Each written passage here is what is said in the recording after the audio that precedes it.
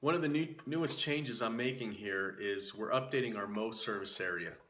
So basically, up to this point, we used to mow pretty much the whole county, 15 cities.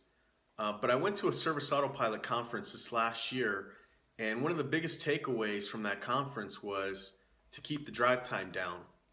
And so, there were a lot of good points. So when I got back to the office, I felt like I needed to do some research. So I got my bookkeeper involved, and I said, we need to figure this out. We have some routes that the drive time is pretty big.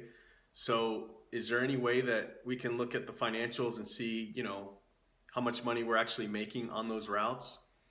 And when we finished, we realized that we were actually losing money on those 50 houses. So we had 3 routes that we were driving out to go mow every week. And on those 3 routes, we had 50 houses.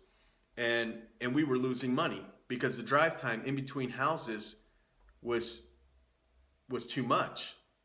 Lawn care is very competitive. The cost needs to be pretty low so that your customers will stay, or you won't get, lowballed by another company.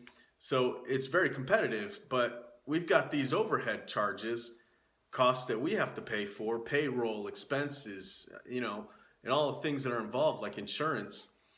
So anyway, we realized we were losing money, and so right away we had to make a plan, and our plan was to basically keep our, from 15 cities to bring it down to 4 cities, because that's where we have the majority of our customers are in those 4 cities.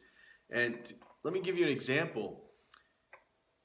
In the cities where we have a lot of houses next to each other, right close to the office, one crew can mow 30 houses a day per shift in this area.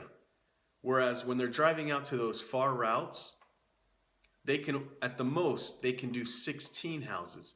So over here, close to the office, we double the productivity. And we were actually taking money from this profit zone in this area and help maintaining those other service areas where we were losing money. So, but we didn't realize that because all those 50 houses brings in quite a bit of money every week. So if you don't really break down the financials, you don't really know. So you have to break down the financials, know your costs, know how much it is you're paying to get those houses done. And when we finally did that, it opened our eyes, and I had to give them away. I called all those customers and I basically told them that we're not going to be able to mow your property anymore. We just can't afford it. Our costs are too high for that, for those areas, because of the drive time. So anyway, I just wanted to give you this message because when you first start out, you don't pay attention to things like this because you're just happy to work.